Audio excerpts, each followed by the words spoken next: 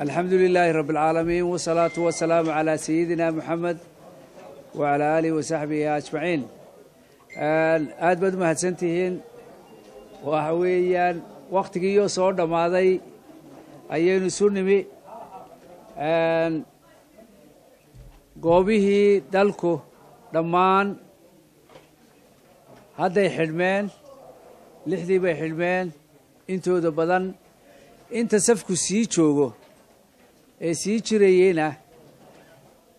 waxaan maxayday askartu ay qabaan laguna tababaray inay xagga dambe istaagaan safka qofka ugu dambeeya istaba taagaan halkaa ilaa intuu ka dhammaanayo safku ay maxayday halkaa taagnaadaan markuu safku dhammaadana waa la xidhayaa waxaan idinku wargelinaynaa wax kasta sidii loogu talagalay ku dhaceen alxamdu lilaahi rabbi alcaalamiin ilaahay baynu 100 jeer iyo 1000 jeerba u mahadnaqaynaa ilaahay inoo suuro geliyey inoo dhameeyey inakoo nabad qabna inakoo maxayday amnigi iyo ku dhammaystiranay nabadgelyo ee goobihii dalka 1642 bay ahaayeen way soo gabagaboobeen muhiimadda ugu weynina waxa weeyaan ha soo gabagaboobaane maxay ku soo dhammaadeen maxay ku soo xidhmeen nabadgelyo ku soo xidhmeen meelo yar way dhacday oo imanka tuulo yar ama goob ka mida burco nin bay xabade nin kaga qaraxday dhaawac yar baa jira wax yaroo sidaas laba askari wax yaroo noocaasi way jiraan oo aan badnayn laakiin ma hayno wax dhimasho ah wax dhaawacyo badan ah wax khilaafa min gees ilaa gees galbeed bari koonfur iyo waqooyiba waddanka oo dhan waxaynu uga dabaaldegaynaa dhammaystirkii doorashadii madaxweynaha jamhuuriyadda somalilan 13 Noofembar 2017 oo ah maalin taariikhi ah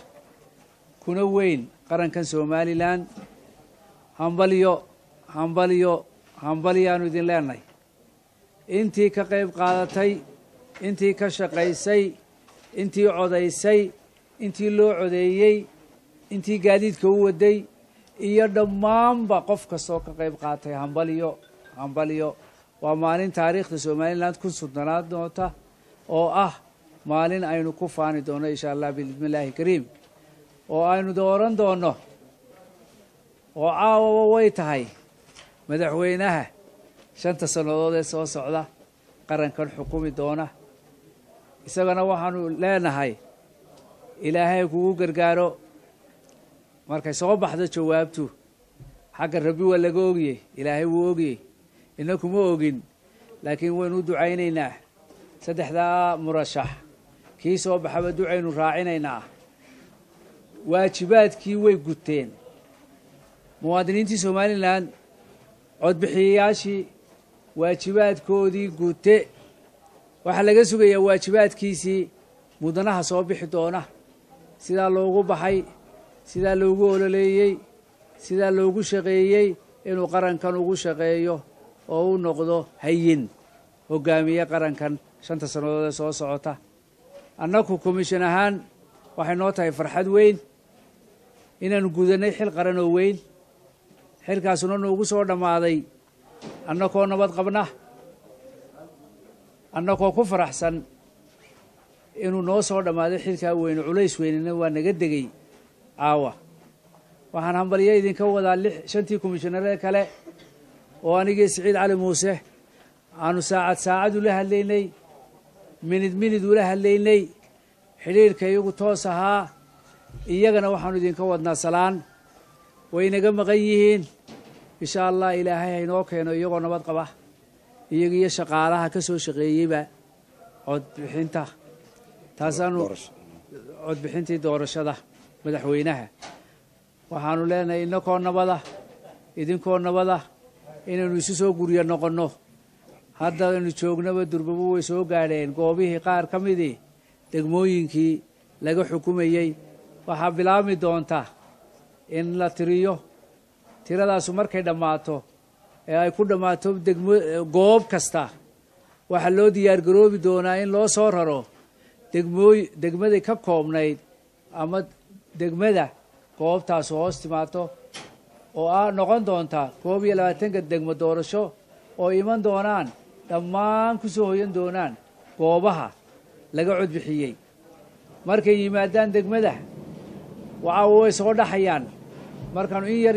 idinka taabanno hadda markay dhammaato way xidhanayaan albaabka markay albaabka xidhaan waxa gudaha ku jiraya 7 xubnood 7 xubnood oo noqon doona 4 xubnood oo komishanka doorashooyinka qaranka u shaqeeya oo kala ah gudoomiye ku xigeen xogeeye iyo hubiye iyo 3 xubnood oo ka socda 3 xisbi qaran 7 xubnood ayaa iyagoo wada jira albaabka xidhan doona leerka siraadan doona bilaabin doona inay tiriyaan maxay sida loo kala helay codadka markay dhameeyaan way kala saxeexanayaan 7 xubnoodba saxiix bay leeyihiin haddaanu saxiixaasi jirin oo annaka 4 xubnood way ku khasbayeen inay saxiixaan waayo iyaga shaqada wada 3 xubnood ee wakiilada haddii uu saxiixi waayo form ka la yiraahdo D1 oo ah foomka lagu ururin doono xogta codbixiyaasha waxay noqon doontaa inuu cabasho raaciyo foom kala barbar socda oo sharcigu uu ogol yahay xeerku uu ogol yahay hadduu form D1 ka diido inuu saxiixo xubin ka mid ah 3 xisbi qaran wakiiladoodu waxa sharcigu uu ogol yahay xeerku uu ogol yahay inuu cabasho qoro foomkaasina uu yaalaa hadduu hor yaalaa kaasuu soo qoranaya cabashadiisu waxay soo raaci doontaa sanduuqa gudihiisa ayay soo raaci doontaa waxaana la siin doonaa mid kasta copy waxa ka soo baxay jadwalka jawaabta ka soo baxday ama resultka ka soo baxay xubin kasta oo maxay ka socota xisbiyadu waxay qaadanaysaa koobigeeda koobiga originalkaana waxa soo qaadaya gudoomiyaha goobta isku baabuur bay soo raacayaan ma kala harayaan waayo waxa la ilaalinayaa sanaaduuqda isla caawa waa la soo guurayn doonaa sanaaduuqda waxa soo raacaya 7 xubnood oo aanu diin sheegnay iyo ciidankii ilaalinayay ilaaladaha ayaa soo galbin doonaa ma kala harayaan waayo sanduuqu waa ka la xisaabinayo waa ka maxayday aynu qiimaha weyn maanta inoo leh in la ilaaliyo la xiftiyo la barbar galo oo aan loo kala harin si ay arrinteenu u noqoto waadax ama transparent oo aanu qofno qof shakiin waxay ku soo hoyan doonaan ka ugu dambeeya berri subax insha Allah bismillaahi kariim degmadiisii ku soo hoyan doonaa halkaas oo ay ku sugayaan maxay wakiilo xisbi oo cusub oo fresh ah oo dardartooda qabaa ku sugaya waa qoriisu dhiibkii wakiiladii soo shaqeeyay ee koobaha ka soo shaqeeyay waraaqdii koobigii uu haystay wuxuu dhiibayaa ka cusub ayuu ku wareejinayaa iga qabo halkaa ka sii wad halkaasuu ka wadayaa degmada haddana lagu tirinayaa iyadoo la wada joogo loo batay oo gudoomiyaha komishanka degmaduna uu joogo 2 xubnood oo ka socda kale oo ka socda xisbiyaduna ay joogaan halkaas haddana laga tirinayaa wixii cabashaa lagu eegayaa marka sanaaduuqda aanay cabasho jirin la dhammaystiro ayaa waxa loo jeestanayaa hadday jiraan sanaaduuq cabasho la socotay oo karantiinka la geliyay ayaa ugu dambeynaya waa la dhexda la dhigayaa waa la wada arkayaa dub baa loo tirinayaa hadday xisaabtu sira dhaaftay iyo hadduu qalad ku jiraba degmadana saasay uga soo baxaysaa insha Allah berri habeen dambe ayay degmooyinka aanu filaynaa inay ka soo dhammaato oo ay ku soo biyo shubato gobolada halkaasay ka soo soconaysaa waxay imanaysaa xarunta qaranka 17 insha Allah filaynaa inay yimaadaan hadday ugu soo horeeyaan ama 16 dhamaadkeeda ama 18 haddaanay cabashooyin badan jirin ama roobabina xanimin waxaan idinku bishaareynaa in waqtigan aynu taaganahay ay noo soo dhamaatay codbixintii madaxweynaha jamhuuriyadda Soomaaliland ee 5 sanadood soo socda lagu dooranayay qarankoo dhanina maanta heegan ahaa hambaliyana aanu qarankoo dhan u dirayno iyo idinka soo jeeday maanta iyo xalayba ee noo hortaagnaa ee aan daalin ee hortayada aanu arkayno tacabka idinka muuqda idinkoo doonaya warka farxadda leh iyo hididiilada leh inaad adduunka gaarsiisaan idinkana naga wakiila gaarsiiya adduunka gaarsiiya waxaynu qabsannay iyo waxaynu yeelannay iyo halkaynu marayno wabilaahi towfiiq.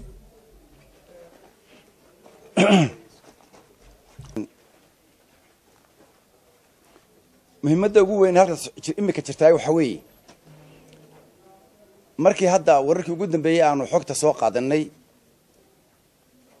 goobta isgaadhsiinta ee halkaa idinka dambaysa ah wararkii ugu dambeeyey waxay noo sheegayaan goobaha qaarkood inayba ka bilaabatay tirintii oo mar horeto 6dii markii la gaadhay oo daqiiqada ka joogno la xidhay waa goobihii aan safku markaasi taagnayn taasi farxad bay noo tahay waxa farxadda kale ay tahay aniga weliba 2 farxadood bay tahay oo idin sheegaya mid waa guusha iyo nabadgelyada iyo codbixinta doorashadii oo si nabad ah inoo ku dhamaatay waa intii aynu sugaynay dad badan baa wadnaha farta ku hayay laakiin alxamdulillahi rabbil caalamiin komishiga doorashooyinka qaranku waa dadaalay xukuumaddu waa nala dadaashay intii taagteed ahayd xag dhaqaale iyo xag ammaanba waayo ammaanka aynu ku seexannay ee doorashadaas inoo ku dhacday ayaa xukuumadda ayaa ka mas-uula waxaan kale oo iyana nala gargaaray hawshaasi oo nala qabtay haddaan nahay komishanka waa xisbiyada qaranka oo la'aantood iyagu ah kuwa tartamaya haddana nala shaqaynayay waxay nagala shaqaynayeen si allaale sidii ugu wanaagsan ee suurtagal ah oo ay hawsha aanu qabanaynay ay u noqoto mid lagu guulaysto oo guul aynu ku gaadhno waana tan aynu caawa halkan alxamdulillahi rabbil caalamiin annagu ku faraxsan aanu idinku sheegayno in si wanaagsan oo nabada meel walba aynu uga dabaaldegayno hadda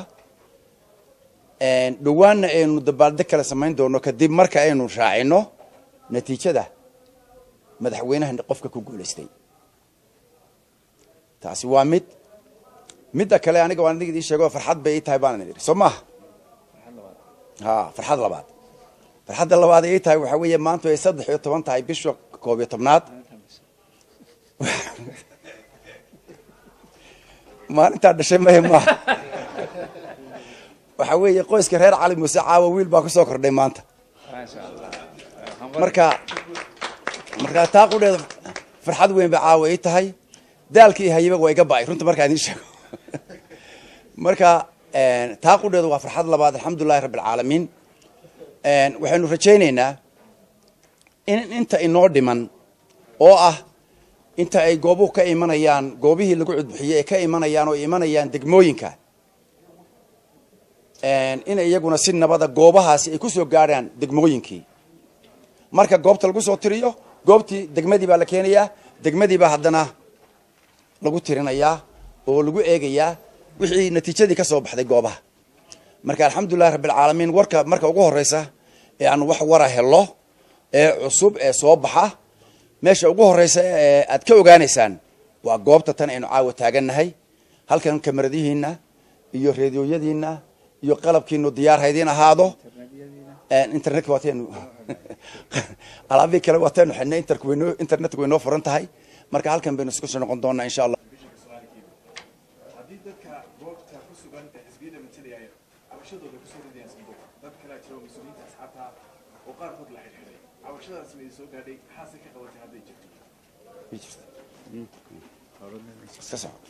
طيب بسم الله الرحمن الرحيم shaqo kastoo la galaa waxay leedahay kolley iska horimaad wuu imanayaa waayo haddaan shaqada la isku qabsan ama la iskaga hor iman ama la isku qaylin ama aan dhibaato maxayde dhici lahayd laga hortegin way maxayde imanaysaa way dhaceen dhacdooyin dhacay laakiin markayna soo gaadhaanba waxaanu amar siinaynay taliyaha booliiska si uu u sii daayo waayo maanta umaynu baahnayn umana baahnin buuq badan imakadan waxaan ka imi idinkoo halkaa joogaan idinka tegey degdeg war igu soo dhacay ahaa meel baa la boobayaa ama qaldamay ama qaylo ka soo yeedhay oo askartii isku hortaagay iyo shicibkii waan tegey waan soo kala dejiyey markaa way imanaysaa meesha hadduu tacab yaallo hadday shaqa taallo waxa imanaya isku dhac way imanayaan iska horimaad way imanayaan laakiin waxa weeyaan xal ma lagu raadiyey haa xisbiyadu hal xisbi uun maaha saddexda xisbiba way cabanayeen waxyaabo kala duwan bay ku cabanayeen waxyaabo kala duwan bay noo keenayeen dacwooyin kala duwan bay noo keenayeen waanu xalilaynay waxaan se ku kalsoonnahay hadda halkaasoon fadhino inaanu dhammaan ama badankoodii xalilnay wixii ay ku kala cabanayeen xisbiyadu